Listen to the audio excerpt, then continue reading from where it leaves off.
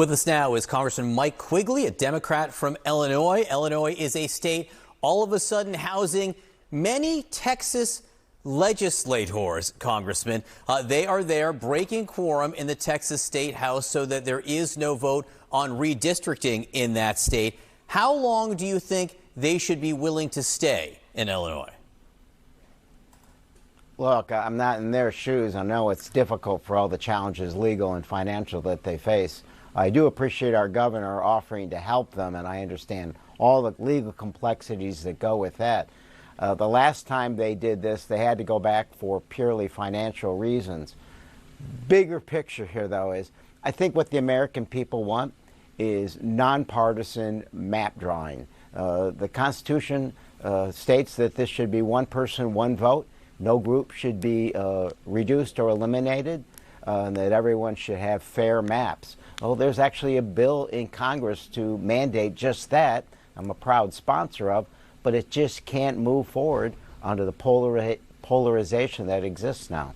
So you say you're in favor, big picture, of nonpartisan map drawing. Does that mean or how would you feel then about California taking action if Texas does to redraw its maps, or your home state of Illinois trying to redraw your maps if Texas takes action?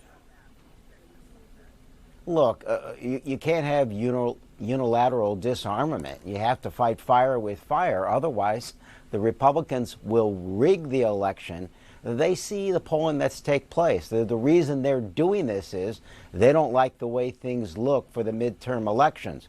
So to maintain power, they're trying to draw maps in the middle of the census, which was never anticipated for political reasons. So how do you respond to that? Well, you have to fight fire with fire.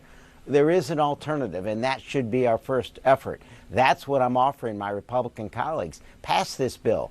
I've served many terms in Congress in the minority, even though far more Americans voted for a Democrat for Congress than Republicans. We see the results here, the mess that we're in. It shouldn't be this on either side, but they're forcing the issue now, and we have to react. Congressman, the jobs numbers that came out on Friday, 73,000 jobs added in July, but the real headline was the enormous downward revisions in May and June. What do those numbers tell you?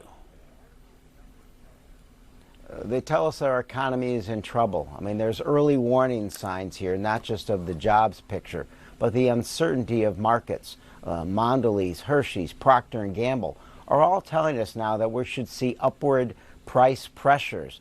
That means everyday products to the American people are going to go up in cost. The opposite of what this president has told us that would happen. The opposite of what he's, I think, intended for these tariffs to have the effect.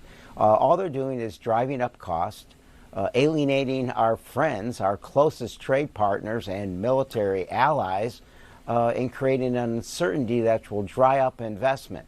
It is a real concern for our economy as they go forward here. We're getting the early warning lights of what it's doing to the economy. So the president just didn't like the data. He fired the head of the Bureau of Labor Statistics. He says he will nominate someone new in the next 3 or 4 days. How much are you going to be able to trust the data that comes out going forward? Look, this is what an autocrat does. If you don't like reality, you try to change it. I was in the room on January 6th, and the president denies that ever took place. He's an election denier. The American people have to understand the truth has real value. The markets and people who analyze this, and corporations, they have to know that these numbers are real, to act appropriately, to move forward. The countries that have done what the president has done here, they had economic crisis that followed this. No matter what the reality is, you have to address it. Otherwise, you're trying to adjust fake numbers and nothing will work, and you will have the calamity coming forward in our economy.